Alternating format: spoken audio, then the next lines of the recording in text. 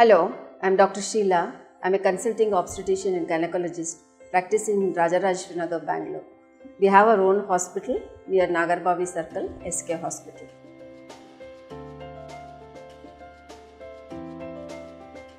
In olden days, getting pregnant and delivering a baby was like giving rebirth to the mother.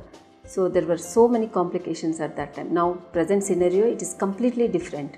Now, being pregnant and delivery is a very positive, uncomplicated and rewarding experience. Majority of the women will have, that is more than 85% of the ladies will deliver normally, that is vaginally. Birth is a normal physiological process which our body is designed to do.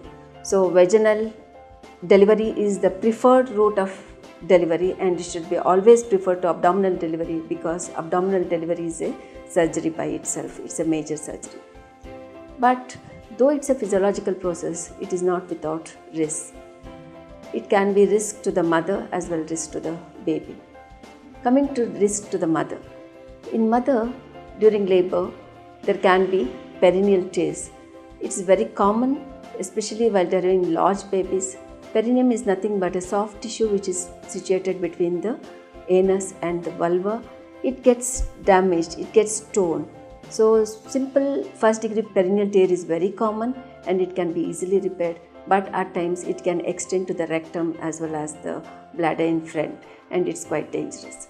So it can be prevented by giving good perineal support as well as timely episiotomy, and woman has to bear down or push only when she has the urge to push, otherwise it leads to perineal tears. Damage to the pelvic floor. Pelvic floor, there are a group of pelvic floor muscles which are attached to the pelvis. They get damaged in prolonged labor. So this can be managed by physiotherapy and some medications, but can be prevented by doing certain exercise like Kegel's exercise and squats. Next, coming to the pelvic organ prolapse. Because of the weakened pelvic floor muscles during labor, organ prolapse like uterine prolapse can be there along with the rectum as well as the bladder prolapse. And this is again can be prevented by doing certain exercises like Kegel's exercises. Next, there is a chronic pelvic pain because of the perineal tear as well as the pelvic floor muscles damaged. And this can be seen, patient will appreciate pain during intercourse even after a few months of delivery, and the patient should be recommended or advised to go to the doctor immediately. When the patient is we have planning for a vaginal delivery and in between they end up in C-sections in conditions like cord prolapse, cord compression, fetal distress, or there is a hyperstimulation of the uterus leading to the fetal distress again, or convulsions in the case of pregnancy with PIH. So these will end up in a surgical procedure and its associated problems, morbidities and mortalities we can expect. Very rarely patient can experience PPH which is so severe will end up in doing hysterectomies also. And another important thing is, though it's very rare, hyperstimulation may end up in uterine rupture. Now coming to the injuries to the fetus. So here cranial injuries quite common. That's nothing but intracranial hemorrhage in case of difficult forceps delivery. So definitely it should be avoided.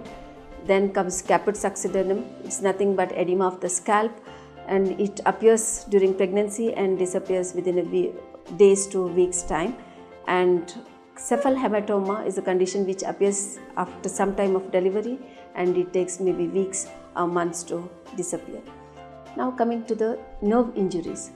Whenever we are conducting difficult labor or macrosomic delivery of a macrosomic baby or in a breech presentation, vaginal delivery in a case of breech presentation, there can be injuries like spinal injuries in hyperextended head in a breech presentation, injury to the brachial plexus when they are either stretched or injured, and in Erb's palsy where the deltoid muscles are being damaged and there is a facial nerve which can be injured leading to facial nerve palsies because of the application of forceps.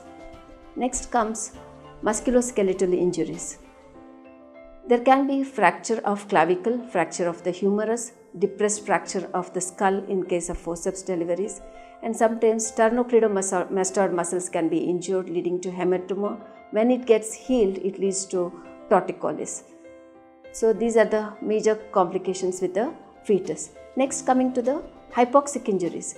Because of the hyperstimulation, there can be low Apgar scores, fetal distress, ending up in C-sections again, and neonatal jaundice can happen, neonatal retinal detachment can happen. So sometimes even we have seen convulsions because of the hypoxia.